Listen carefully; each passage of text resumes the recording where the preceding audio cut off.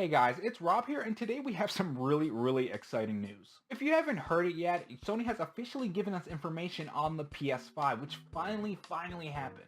Now, this information comes exclusive from an article written from The Wire. Sony is saying that the PS5 will support 8K graphics, 3D audio, super fast SSD, and last but not least, the crown jewel backwards compatibility for the PS4 for all PS4 titles. Which is a feature that I'm glad they added because that is something sorely needed for the next generation. There are so many good games on the PS4, Spider-Man PS4, God of War, a lot of indie games, titles that aren't really good but maybe some other people enjoy. There are a lot of games that I would like to see and play on the PS5. It's going to be interesting to see how much of a performance you'll get from the PS5 to the PS4, because of course when you play games on the base PS4 to the PS4 Pro, there's a big difference. So it's going to be interesting to see how much the difference is on a PS4 Pro to the PS5.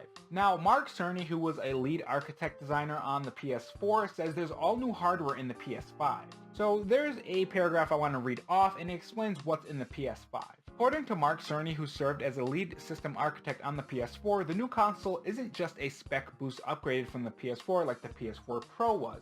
There's entirely new hardware in the PlayStation 5, including an 8-core CPU based on AMD's 3rd gen Ryzen line built on the chip company's latest 7nm Zen 2 processor and a custom GPU based on AMD's Radeon Navi hardware, which will bring ray tracing graphics to a console system for the first time. The end result of all the hardware improvements, the PS5 will support 8K graphics, assuming you've got a TV to support that kind of resolution. One thing that's pretty interesting that's going into the PS5 is the SSD. According to a demo test for Spider-Man PS4, the load time took 0.8 seconds compared to the base PS4, which was 15 seconds, which is a huge dramatic decrease in waiting time on the load screens.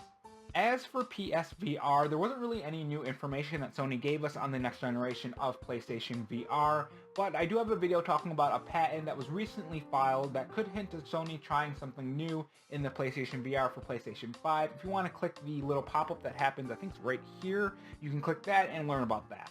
So what does this all mean? Well, it means that the PS5 is a beast, like the rumors were saying a while back. The games on this system are going to be amazing. The graphics they're going to be able to pull off in this game, the gameplay, the effects on the attacks that you can do in, say, RPGs like Dragon Age or Skyrim, the things that they're going to be able to do with the system is going to be amazing, and I think not this E3, but next E3 may be one of the best E3s of all time, because we're going to be able to see some amazing things, not just from Sony, but from Xbox too, because Xbox still has to release or tell us about their new console. Now, speaking of Xbox, I want to talk about that for a quick moment.